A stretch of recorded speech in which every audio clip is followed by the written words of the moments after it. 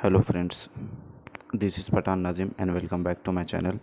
Friends, ये जो हमारा सेशन है ये EVS NCERT मैराथन का सेकंड सेशन है, यानी कि मैराथन ही है। इससे पहले हम एक लेक्चर ले चुके और एक दूसरा है, तो हम इसमें ग्रेगर मेंडल के ताल्लुक से देखेंगे। ग्रेगर मेंडल का जन्म एक गरीब किसान परिवार में 1822 में हुआ था। उन्होंने 7 साल तक मटर के बगीचे में 28,000 से पौधे पर बारीकी से कोई प्रयोग किया और ढेरों आंकड़े इकट्ठा किए। यानी कि 28,000 पौधों पर बारीकी से उन्होंने रिसर्च किए थे और कई जो है तो आंकड़े इकट्ठा किए थे। उसके बाद मटर के पौधों के कुछ गुण होते हैं जो जोड़ियों में आते हैं, जैसे बीज या तो मुलायम होगा या खुरदुरा, और इनसे निकली अगली पीढ़ी के बीजों में भी बीज या तो मुलायम होगा या फिर खुरदुरे बीज का रास्ता कुछ नहीं होता। यानी कि खुरदुरे बीज जो है तो होते हैं या फिर मुलायम होते, इस तरीके से जो है तो होता है। नेक्स्ट है जंगल के ताल्लुक से देखेंगे। जंगल, यहाँ पर आपको जंगल अधिकार कानून 2007, जो लोग 25 सालों से जंगलों में एक जगह रह रहे हैं तो उन्हें यह कानून अधिकार देता है कि वह इस जगह पर जो चाहे वह उगा सकते हैं, उन्हें हटाया नहीं जाएगा। जंगल का संरक्षण वहाँ की ग्राम सभा करती है। खानों की खुदाई और बांधों का निर्माण करने से जंगल ख़त्म होते जा रहे हैं। उसके बाद परिवार, एकल परिवार में माँ बाप और उनके बच्चे होते हैं। जो एकल परिवार होता है उसमें माँ बाप और उनके बच्चे होते हैं, जबकि संयुक्त परिवार में दादा दादी, चाचा बुआ, माँ बाप और बच्चे होते हैं, या नाना नानी, मामा मामी, मौसी, माँ बाप और बच्चे होते हैं। उसके बाद बेचेंद्री पाल है। बेचेंद्री पाल भारत की पहली और विश्व की 5वीं महिला थी जिन्होंने माउंट एवरेस्ट की चोटी पर चढ़ाई की। बेचेंद्री पाल बचपन में एक पिकनिक में गई थी जहां वे 4,000 मीटर ऊंची चोटी पर चढ़ गई थी। तब यह कुल 12 वर्ष की थी। यानी कि 12 साल की उम्र में बेचेंद्री पाल ने जो है तो एक चढ़ाई की थी। एक पिकनिक पर जब वो गई थी तो ऊंची चोटी पर चढ़ाई की थी। यह उत्तराखंड के गढ़वाल एरिया में नाकुरी गांव में बड़ी हुई। उन्होंने नेहरू इंस्टीट्यूट ऑफ माउंटेनियरिंग से अपनी ट्रेनिंग हासिल की। इनके गाइडर ब्रिगेडियर न्यान सिंह थे। 1984 में माउंट एवरेस्ट में जाने के लिए टीम मेंबर बनी, यानी कि टीम की जो है तो वो मेंबर बनी थी। 23 मई को दोपहर के 1:07 पर अपना पहला कदम 8,848 मीटर ऊंची चोटी माउंट एवरेस्ट पर रखा। इनके साथ एक और मेंबर भी गई थी। ये एक साथ कदम नहीं रख पाए क्योंकि वहाँ जगह नहीं थी, तो पहले उन्होंने अपना कदम रखा, उसके बाद अपना सर झुकाया, झंडा फहराया और तस्वीरें ली। माउंट एवरेस्ट को नेपाल में सागरमाथा भी कहते हैं। कर्णम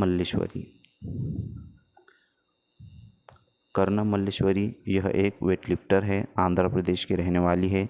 यह 130 किलोग्राम तक का भार उठा लेती है, यानी 130 किलोग्राम वो वज़न उठा लेती है।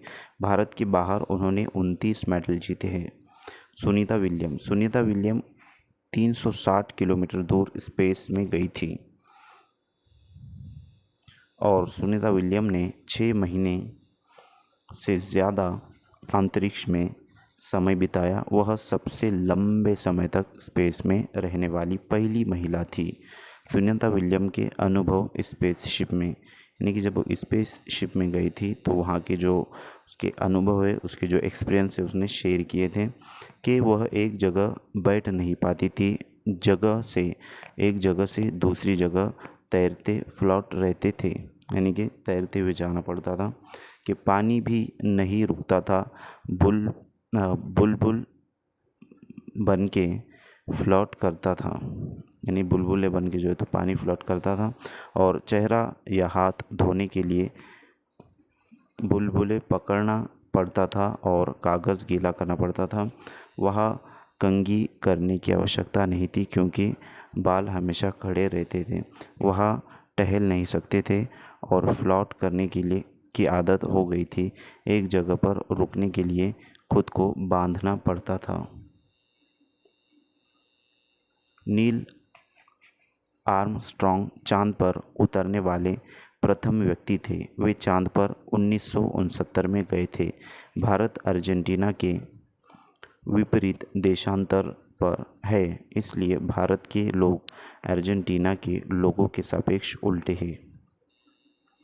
अल बेरूनी के ताल्लुक से भी क्वेश्चन आ चुका है।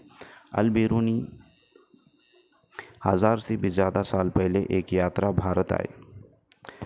इनका नाम था अल बेरूनी। अल बेरूनी जिस देश से आए थे उसका नाम है उज़्बेकिस्तान।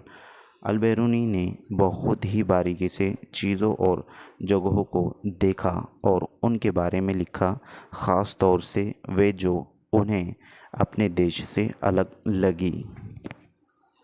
यानी कि उन बातों को उन्होंने लिखा जो उनके देश से अलग थी। अल बेरूनी उस समय के तालाबों के बारे में लिखते हैं कि यहाँ के लोग तालाब बनाने में तो माहिर हैं, अगर हमारे देश के लोग इन्हें देखेंगे तो हैरान रह जाएंगे।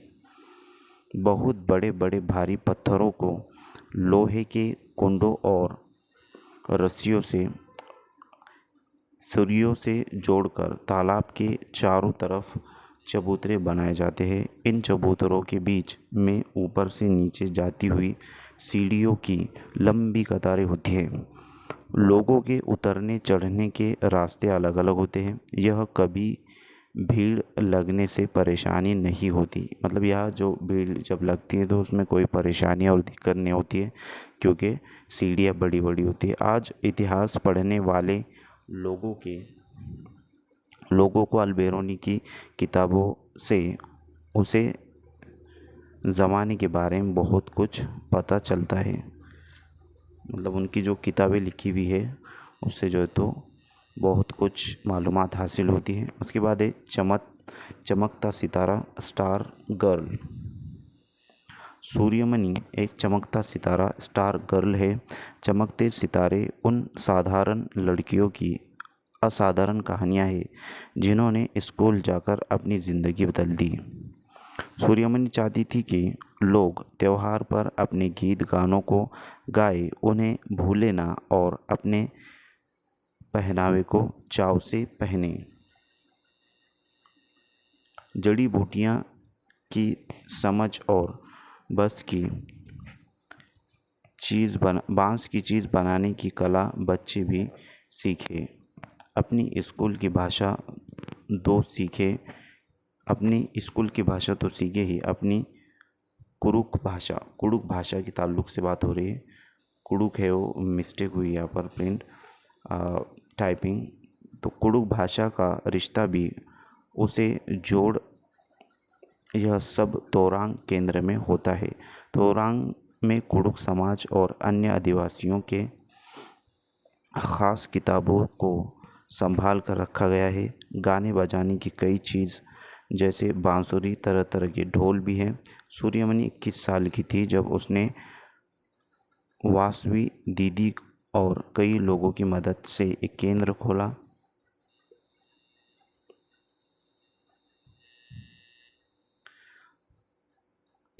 खोला।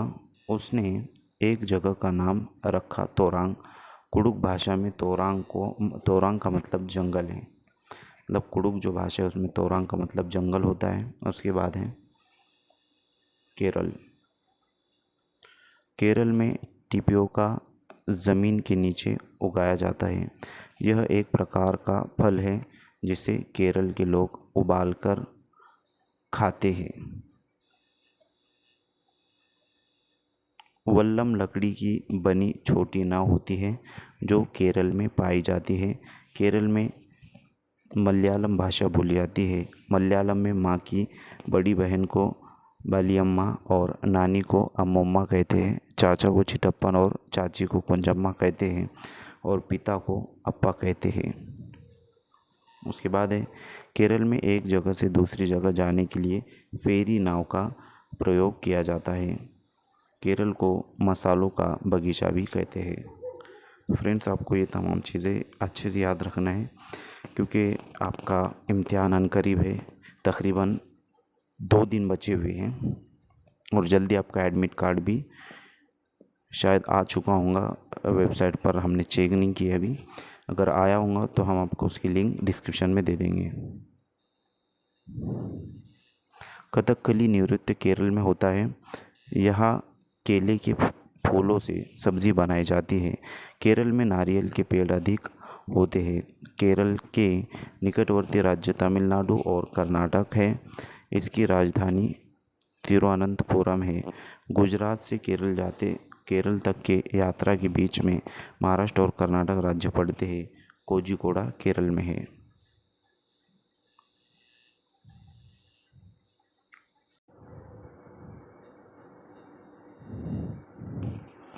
मलप्पुरम ज़िला केरल में है। गोवा से केरल तक रेल के रास्ते में 92 सुरंग और 2000 पुल पड़ते हैं। तमिलनाडु भारत के दक्षिण में स्थित है। इसके पड़ोसी राज्य केरल, कर्नाटक तथा तेलंगाना है। उसके बाद हम देखेंगे असम। असम में घर ज़मीन से 10 या 12 फीट ऊपर होते हैं। ऊंचाई में बनाने की वजह से भारी बारिश होती है। यानी कि ऊंचाई पर जो घर बनाए जाते हैं उसकी वजह यह है कि भारी बारिश होती है। यह बांस से बनाए जाते हैं। अंदर भी लकड़ियों का प्रयोग होता है। असम में बांस तथा रस्सी के पुल बनाए जाते हैं। यहाँ बारिश बहुत अधिक होती है। कभी कभी घुटनों तक पानी भर जाता है। यहाँ बांस को गरीबों का टिम्बर कहते हैं। उसके बाद है बिहू। माघ बिहू 14 और 15 जनवरी असमिया कैलेंडर के 10वें महीने माघ की प्रथम एवं द्वितीय तिथि को माना जाता है। पहले दिन को उरुका कहते हैं। इस दिन अस्थाई शेड छप्पर बनाते हैं जिसे भेलाघर कहते हैं और सामूहिक भोज का आयोजन होता है। बोरा असम में खाए जाने वाला चावलों की एक किस्म है जो पकने के बाद चिपचिपी हो जाती है। बिहू त्यौहार चावल की नई फसल काटने पर असम में मनाया जाता है। भेलाघर घास और बांस से बनाया जाता है।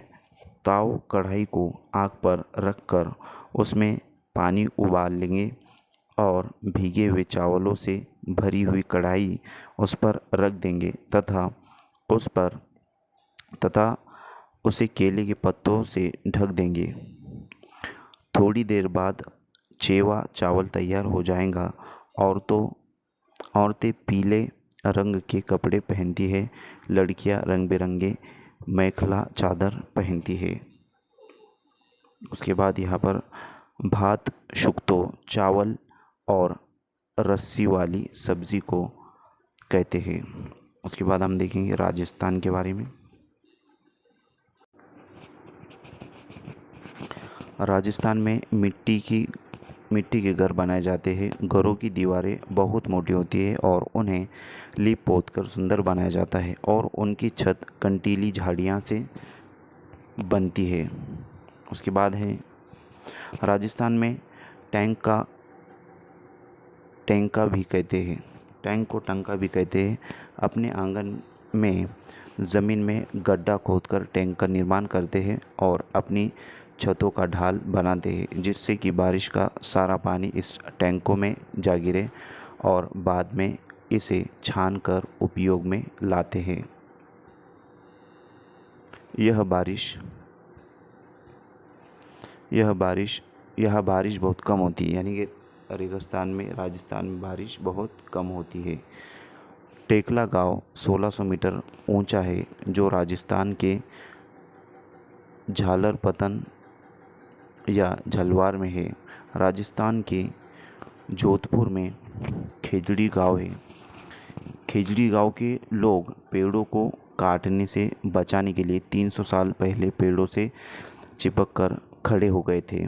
आज 300 साल बाद भी यहाँ के लोग जो बिश्नोई कहलाते हैं पेड़ों और जानवरों के प्रति संवेदनशील और उनकी रक्षा करते हैं। उसके बाद है यह शिकार करना और पेड़ों को काटना वर्जित है। यानी कि नहीं काट सकते हैं और शिकार भी नहीं कर सकते। उसके बाद है रेगिस्तान में होते हुए भी यह गांव हरा भरा है। यह जानवर बिना किसी डर के इधर उधर घूमते हैं। खेजड़ी गांव में खेजड़ी पेड़ पाए जाते हैं। यह पेड़ रेगिस्तानी इलाकों में खूब पाए जाते हैं। इससे ज़्यादा पानी की ज़रूरत नहीं होती। इसकी छाल दवा बनाने के काम आती है। इसकी लकड़ी को कभी कीड़ा नहीं लगता। इसकी फलियां से सब्ज़ी बनाते हैं और पत्तियों को वहाँ रहने वाले जानवर खाते हैं। तो ये खेजड़ी जो है तो गाँव है और खेजड़ी पेड़ के बारे में मालूमात हमने हासिल करे। उसके बाद बिहार। फ्रेंड्स, वक्त को मद्देनज़र रखते हुए यहाँ पर जो है तो नॉन स्टॉप हम लेक्चर ले रहे हैं, यानी कि आपको कोई भी अगर क्वेश्चन करना है तो आप कमेंट बॉक्स में कमेंट कर सकते हो। उसके बाद बिहार में मधुबनी नामक ज़िला है। यह त्यौहार एवं खुशी के मौके पर घर की दीवारों पर और आंगन में कई तरह के चित्र बनाए जाते हैं। यह चित्र पीसे हुए चावल के घोल में रंग मिलाकर बनाए जाते हैं। इन रंगों को बनाने के लिए नील, हल्दी, पीले फूल, पेड़ों के रंग आदि का इस्तेमाल किया जाता है। चित्रों में इंसान, जानवर, पेड़, फूल, पंछी, मछलियाँ आदि जीव जंतु साथ में बनाए जाते हैं। मधुबनी चित्रकला बहुत पुरानी है और इसका नाम इस ज़िले के नाम पर पड़ गया है। उसके बाद जो है तो मनाली है। मनाली में बारिश भी होती है और बर्फ़ भी पड़ती है। यहाँ घर पत्थर और लकड़ी के बने होते हैं जिनकी छतें ढालू होती है। नेक्स्ट है उत्तर प्रदेश। उत्तर प्रदेश का कन्नौज ज़िला इत्र के लिए मशहूर है। यहाँ की फूलों से इत्र, गुलाब जल, केवड़ा तैयार किया जाता है। उत्तर प्रदेश में कचनार के फूलों की सब्ज़ी बहुत बनाई जाती है। कथक उत्तर प्रदेश का नृत्य है, यानी कि कथकली जो है तो वो उत्तर प्रदेश का नाच है, नृत्य है। उसके बाद है उत्तराखंड। उत्तराखंड में पहाड़ों के बीच में एक ऐसी जगह है जहाँ फूल ही फूल होते हैं। यह फूलों की घाटी कहलाती है। कहीं झाड़ियाँ में लगे लाल फूल नज़र आते हैं तो कहीं पत्थरों के बीच सफ़ेद फूल झांकते हुए मिलते हैं। पीले पीले फूलों के लंबे चौड़े कालीन जैसे मैदान भी हैं और कहीं कहीं अचानक घास के बीच छोटे छोटे तारों जैसे नीले फूल दिखाई देते हैं। इस घाटी में इतने सारे फूल साल में कुछ ही हफ्तों के लिए खिलते हैं। नेक्स्ट है अबू धाबी। अबू धाबी यह देश रेगिस्तानी इलाकों में है। यहाँ की स्थानीय भाषा अरबी है। यहाँ पानी बहुत कीमती है क्योंकि यह ना तो बारिश होती है और ना ही नदियाँ, झील तथा तालाब है। यहाँ रेतीली ज़मीन के नीचे तेल होता है। यह खजूर के पेड़ अधिक मात्रा में दिखाई देते हैं क्योंकि यह पेड़ रेगिस्तानी इलाके में पाए जाते हैं। अबू धाबी की करेंसी दिरहम है। ये क्वेश्चन पीछे जो है तो गुज़िश्ता जो एग्ज़ामात हुए आपके प्रीवियस उसमें पूछे गए। अबू धाबी की करेंसी तो दिरहम है। अबू धाबी में रेत के पहाड़ या रेत के टीले पाए जाते हैं। नेक्स्ट है लद्दाख। लद्दाख पहुंचने के लिए जम्मू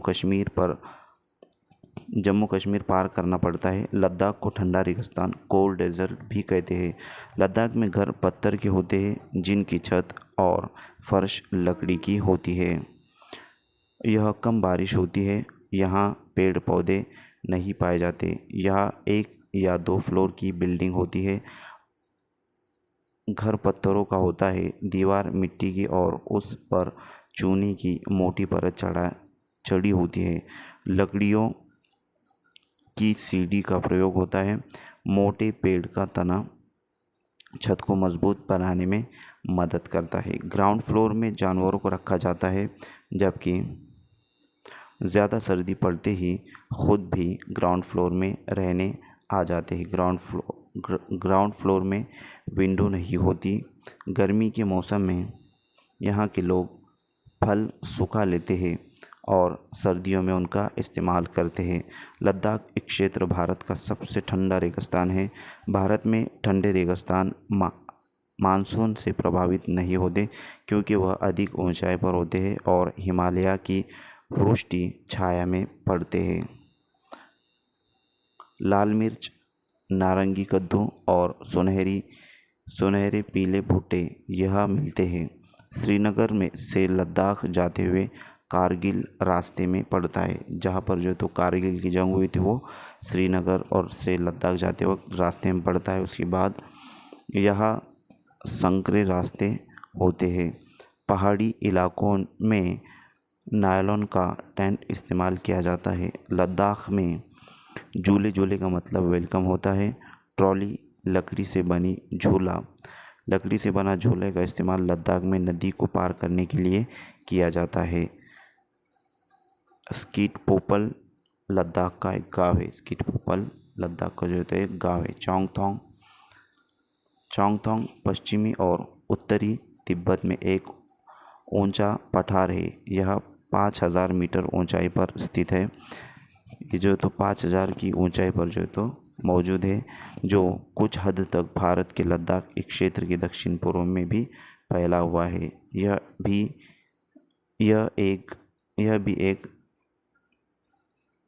एक भी पेट्रोल पंप नहीं है। यह चांगपा नाम की प्रजाति है जिसकी आबादी कुल 5000 लोग हैं। यह हमेशा अपनी भेड़ बकरी के साथ घूमते रहते हैं। चांगपा लोग अपने टेंट को रैबो कहते हैं। यह सर्दियों में 70 किलोमीटर प्रति घंटे की हवा चलती है। चांगपा की भाषा में चोंगथोंग का मतलब है ऐसी जगह है जहाँ कम लोग रहते हैं। रेबो अर्थात टेंट के पास एक जगह होती है जिसे ये लोग लेखा बोलते हैं, जहाँ यह अपनी बकरी और भेड़ों को रखते हैं। लेखा की दीवारें पत्थरों की बनी होती है। हर घर परिवार अपने जानवर पर एक विशेष प्रकार का चिन्ह बनाता है। औरतें और छोटे बच्चियां जानवरों को गिनकर चराने ले जाती है और फिर लौटकर उन्हें दोबारा गिनती है।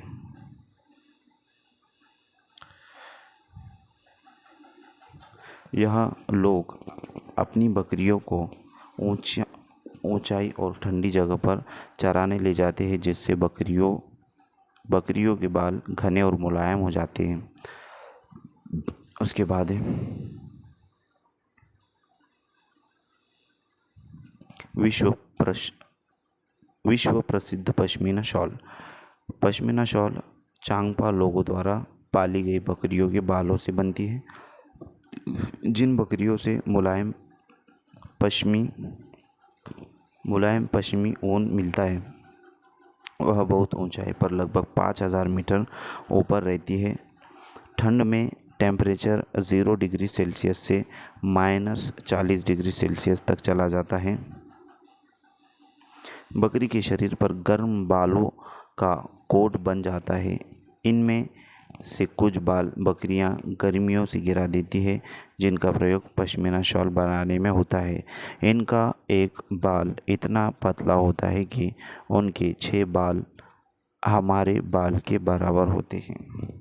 उनके 6 बाल हमारे बाल के बराबर होते हैं। यह शॉल हाथ से बनाए जाते हैं। लगभग 250 घंटे की बुनाई के बाद एक प्लेन शॉल बनती है। एक पश्मीनी शॉल 6 स्वेटरों जितनी गर्म होती है।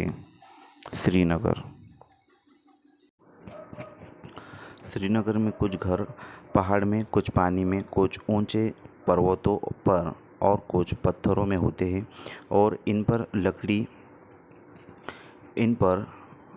लकड़ी की सुंदर डिज़ाइन बने होते हैं। हाउस बोट यह 80 फीट लंबी हो सकती है और 8 से 9 फीट तक चौड़ी। डोंगा ये नाव झेलम नदी में डल झील में मिलती है।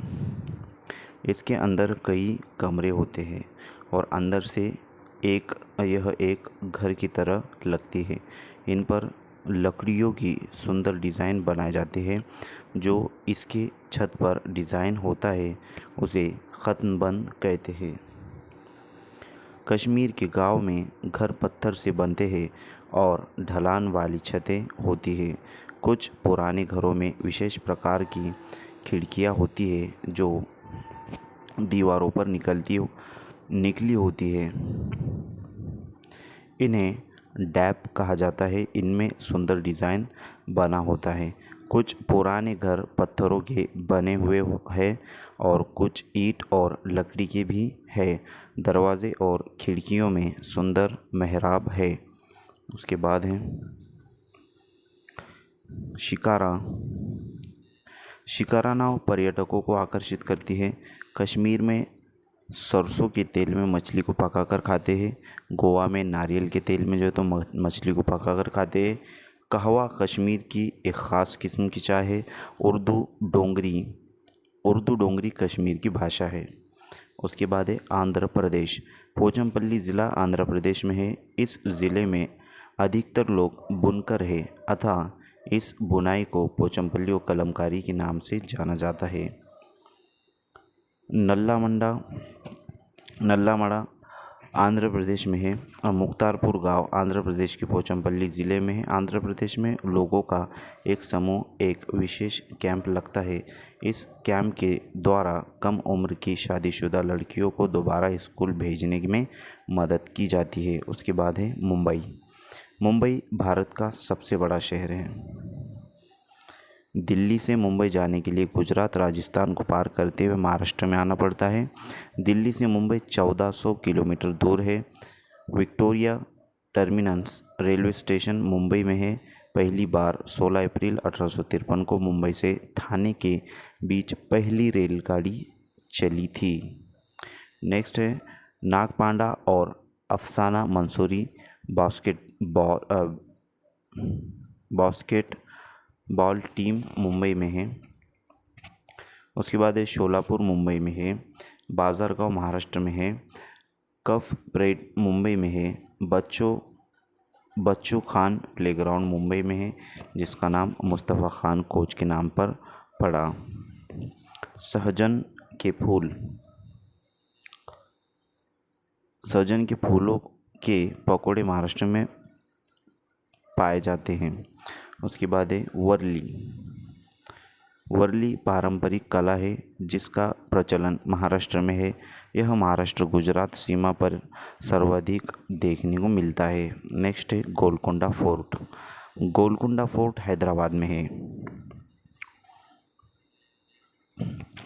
दीवार का भाग एक गोलाकार शेप में है जिसे बेसंच या बुर्ज कहते हैं। गोलकुंडा की बाहरी दीवारों पर ऐसे 87 बुर्ज है। कुतुबशाही सुल्तानों ने गोलकुंडा में 1518 से 1687 तक शासन किया। इससे पहले 1200 ईस्वी में गोलकुंडा किला मिट्टी का बना हुआ था। ऊंची और गोल दीवारें दूर तक देखने में मदद करती थी जिसे आक्रमण का पता चल जाता था। औरंगज़ेब के ताल्लुक़ से बात हो रही फ्रेंड्स। औरंगज़ेब यह आक्रमण करने आए थे पर वह असफल रहे। यहाँ पर जो है तो टाइपिंग मिस्टेक है बहुत सारी टाइपिंग मिस्टेक है तो आप समझ कर जो है तो सुनिए इसको कि औरंगज़ेब यह आक्रमण करने आए थे पर वह असफल रहे। लगभग 8 महीने तक किले के बाहर अपनी सेना के साथ रहे। किले के चारों तरफ खाई थी जिस वजह से आक्रमण नहीं कर पाए। उस समय कांसा ब्रॉन्ज की बंदूक बनती थी। तो इस तरीके से यहाँ पर भी प्रिंटिंग मिस्टेक है और टाइपिंग मिस्टेक और यहाँ पर भी जो है तो टाइपिंग मिस्टेक है। यहाँ पर असफल है ये जो है तो सफल हो गया है।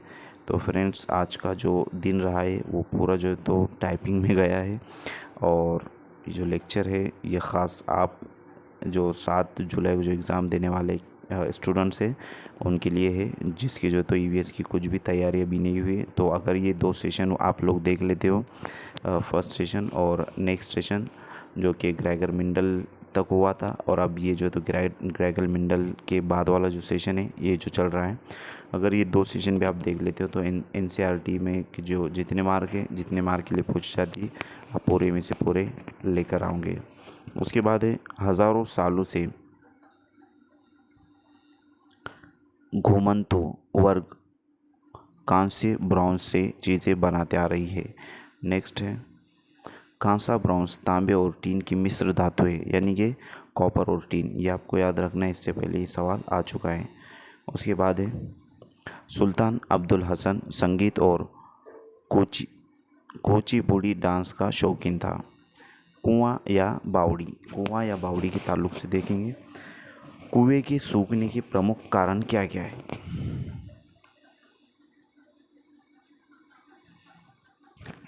पानी को मोटर से निकाला जा रहा है, जिससे ज़मीन का पानी कम होता जा रहा है। झील कम हो रही है जहाँ वर्षा का पानी इकट्ठा होता था। पेड़ और पार्क के चारों ओर की मिट्टी को सीमेंट से ढका जा रहा है, जिससे वर्षा का पानी ज़मीन तक नहीं पहुंच पाता। नेक्स्ट है सीढ़ीदार कुएं या बावड़ी जल भंडार तथा संरक्षण की पारंपरिक व्यवस्था के साथ जल स्रोत के रूप में भी उपयोगी होते हैं। गढ़ सीसर यानी तालाब। गढ़ सीसर तालाब को कहते हैं। यहाँ पर भी जो है तो प्रिंट मिस्टेक हुई है। इसे जैसलमेर के राजा गढ़सी ने लोगों के साथ मिलकर बनवाया था। इसके दोनों तरफ पक्की घाट, सजे हुए बारामदे, कमरे, बड़े हॉल आदि थे। मीलों तक पहले गढ़ सीसर में बारिश का पानी इकट्ठा होता था। तालाब इस तरह बनाया गया था कि जब वह पानी से भर जाता तब बाकी पानी भरकर नीचे बने हुए तालाब में चला जाता। जब वह तालाब भी भर जाता तो पानी तीसरे तालाब में चला जाता। इस तरह 9 तालाब एक दूसरे से आपस में जुड़े थे। पूरे साल पानी की कोई परेशानी नहीं होती थी। पर आज गढ़सीसर जैसे उजाड़ सा हो गया है। 9 तालाबों के रास्ते में मकान और कॉलोनियाँ बन गई है। यहाँ इकट्ठा होने वाला पानी अब तालाब की तरफ ना जाकर बेकार बह जाता है। नेक्स्ट है मृत सागर। फ्रेंड्स, मृत सागर के ताल्लुक से देखेंगे कि मृत सागर वैसे तो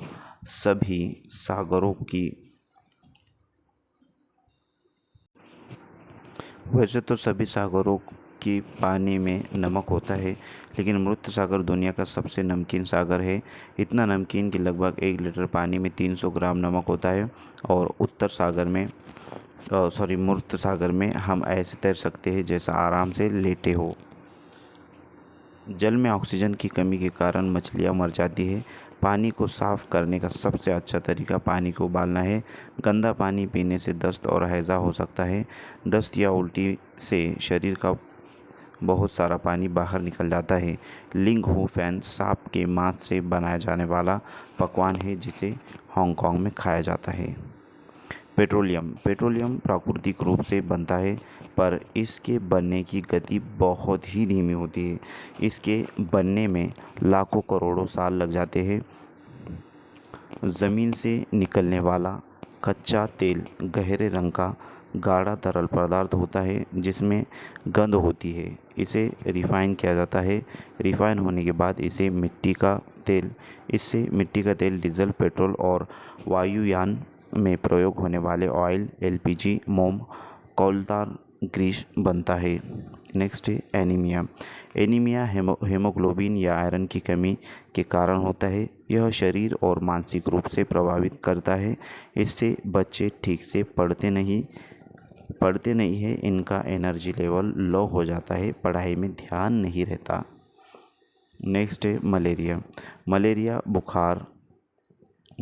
बुखार में कपकपी और ठंड लगती है।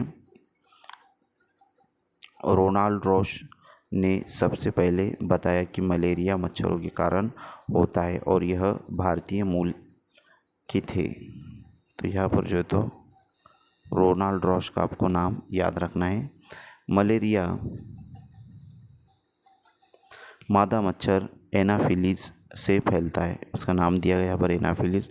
मलेरिया को दूर करने की दवाई सिंकोना पेड़ की छाल से बनाई जाती है। ये जो चीज़ें हैं जो आपको बॉक्स में नज़र आ रही है उसको अच्छे से याद रखना है।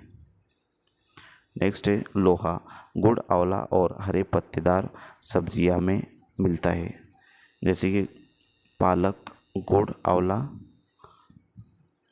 और पालक।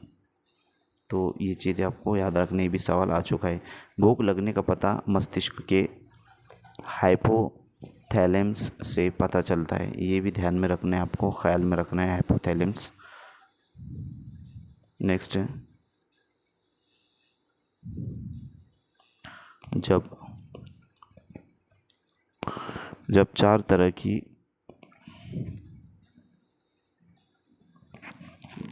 जब जीभ पर यानी कि ज़बान पर चार तरह की 900 ग्रंथियाँ होती है, चबाकर खाने से लार चबाकर खाने से लार से टाइलिन निकलकर स्टार्च का माल्टोज शुगर में बदल देता है, जिससे भोजन मीठा लगने लगता है। पकाने के तरीके भूनकर, उबालकर और तलकर सेक कर है।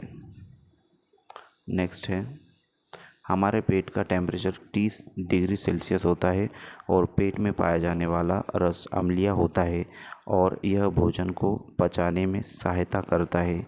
अचार रखने के लिए कांच के जार को और बोतल को अच्छे से सुखाया जाता है ताकि नमी न रह जाए, नहीं तो अचार खराब हो जाएगा। जब दस्त लगते हैं या उल्टी होती है तो हमारे शरीर से बहुत सारा पानी बाहर निकल जाता है, ये शरीर के लिए हानिकारक हो सकता है, इसलिए ज़रूरी है कि शरीर में पानी की कमी पूरी की जाए। जब तक उल्टी दस्त हो तब तक थोड़ी थोड़ी देर में पानी पीते रहना चाहिए। पानी में शक्कर और नमक भी मिला लेना चाहिए। बहुत छोटे बच्चों को माँ का दूध पिलाते रहना चाहिए, बहुत ज़रूरी है। बीमारी रोकने के लिए दवाइयाँ जो घरेलू भी हो सकती है लेनी चाहिए। नेक्स्ट है ब्रेल लिपि। एक मोटे कागज़ पर एक नोकीली चीज़ से 6 बिंदुओं को उभारा जाता है, फिर उभरे हुए बिंदुओं पर उंगलियां के सहारे इन्हें स्पर्श करते हुए पढ़ा जाता है। यह ब्रेल लिपि कहलाती है। सोइल ब्रेल फ्रांस की थी।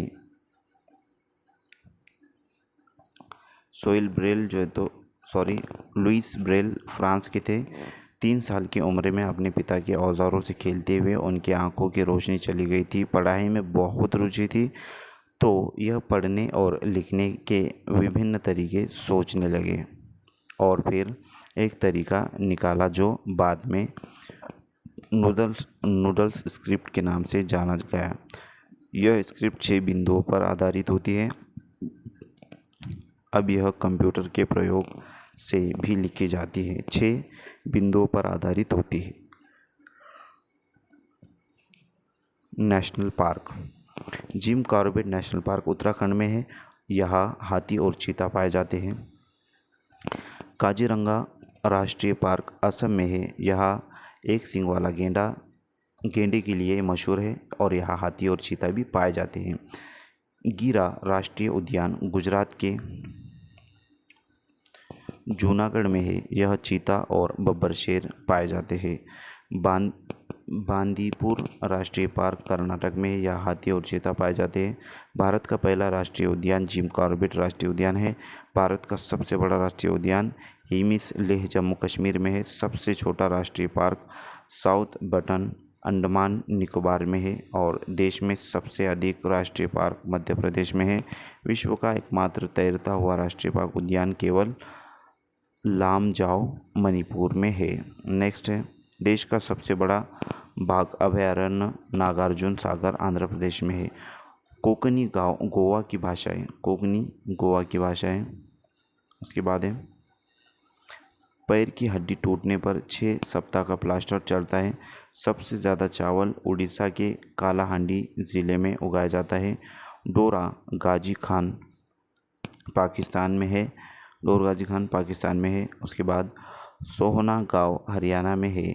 सोहाना से दिल्ली जाते हुए गुड़गांव रास्ते में पड़ता है। उसके बाद गीजू भाई बड़ेका गुजरात में रहते थे और बच्चों के लिए मज़ेदार किस्से कहानियाँ और पत्र लिखते थे।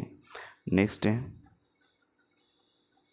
ट्रॉली। यह लकड़ी से बनी एक झोला है, झोला होता है। यह लोहे की रस्सी पर टंगा होता है जो पूरी की मदद से रस्सी पर सरकता है। 4-5 बच्चे एक साथ इसमें बैठ सकते हैं। रस्सी से बना ये झूला होता है। ये लोहे की रस्सी पर टंगा होता है, लकड़ी से बना होता है वो। उसके बाद है ऊंट गाड़ी। राजस्थान में एक जगह से दूसरी जगह जाने के लिए ऊंट गाड़ी का प्रयोग किया जाता है। उसके बाद है जुगाड़। जुगाड़ यह आगे से मोटर बाइक की तरह दिखता है और पीछे से लकड़ी के फट्टों से बना होता है। बैलगाड़ी यह मैदानी इलाकों में के गांव में प्रयोग किया जाता है। समुद्र तट। भारत का पश्चिमी समुद्र तट अरब सागर के रूप में जाना जाता है, जिसके किनारे महाराष्ट्र, गुजरात, कर्नाटक, केरल तथा गोवा राज्य स्थित है। ये आपको जहन में रखना है। और भारत का पूर्वी तट बंगाल की खाड़ी के रूप में जाना जाता है, जिसके किनारे पश्चिम बंगाल, आंध्र प्रदेश, तमिलनाडु, उड़ीसा राज्य पर जो है तो स्थित है। उसके बाद एक गैस। ये हमारा ये लास्ट टॉपिक रहेगा, गैस। द्रव्य से गैस में परिवर्तन होने की प्रक्रिया वाष्पीकरण कहलाती है। वाष्पीकरण की प्रक्रिया उस समय सबसे धीमी होती है जब सत्य एक क्षेत्र और तापमान दोनों में कमी होती है। जब सत्य का क्षेत्र बड़ा होता है तो तापमान कम या अधिक होने की स्थिति में भी वाष्पीकरण होता है।